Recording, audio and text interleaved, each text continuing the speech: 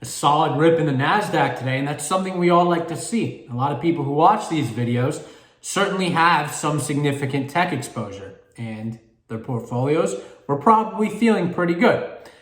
It's about time, because the Nasdaq has actually had a pretty long sell-off. It's been several weeks, over a month now from the peak.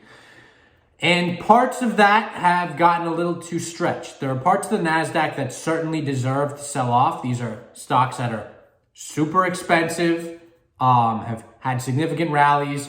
We're part of the SPAC bubble, and I believe the SPAC craze was a bubble. I think that's a pretty justified term for it. And there's been a correction. And that's not something I like to say. I think it's kind of a loose term, this notion of a correction. But I think there has actually been a correcting of valuations to more practical terms. Now, there are some stocks that got caught up in that shouldn't have necessarily got caught up in that. And if you have tech stocks that you believe in the longer term, the 3 to 5 year time horizon, you should be buying those. You should have bought them already, but if you haven't already, these are stocks to buy. I've been talking about the Crispr stocks, and the Crispr stocks began this recovery of the Nasdaq, of tech. Yesterday, they were up. So why do I bring up Crispr in particular? I'm using the Crispr case as fundamental for how I view tech and how I believe you should view tech. So I bought Crispr, CRSP, back in 2017. It was one of the first stocks I ever bought that I was very convinced of. You know, I used to do simulators, just turned 18, bought a big Crispr position.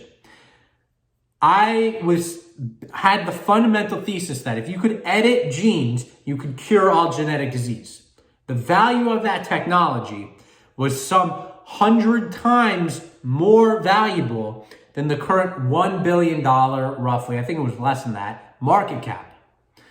So given that, it made sense to buy the stock. And I bought the stock, and I would ride it all the way up, and then it would come all the way down. And if you're going to buy tech at these levels, because these are expensive levels, you have to be prepared to ride and come down and experience some pain. I heard somebody on CNBC say the other day, like, you got to experience some pain. And tech is high risk, high reward. And if you want to experience the high reward, you have to experience some pain.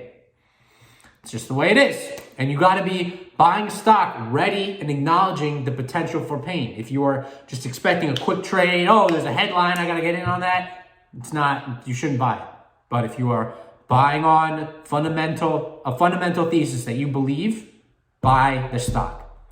Now, another area of the market, energy.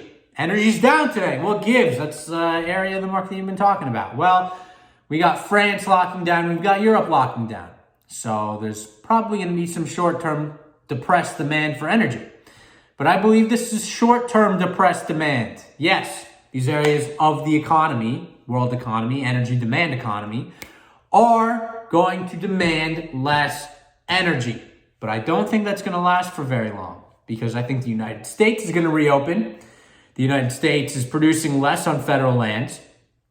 And I believe the rest of Europe, these other areas of the world, are going to reopen and reopen strongly. And we saw that last summer. The Europeans, they suppressed the virus pretty quickly relative to us.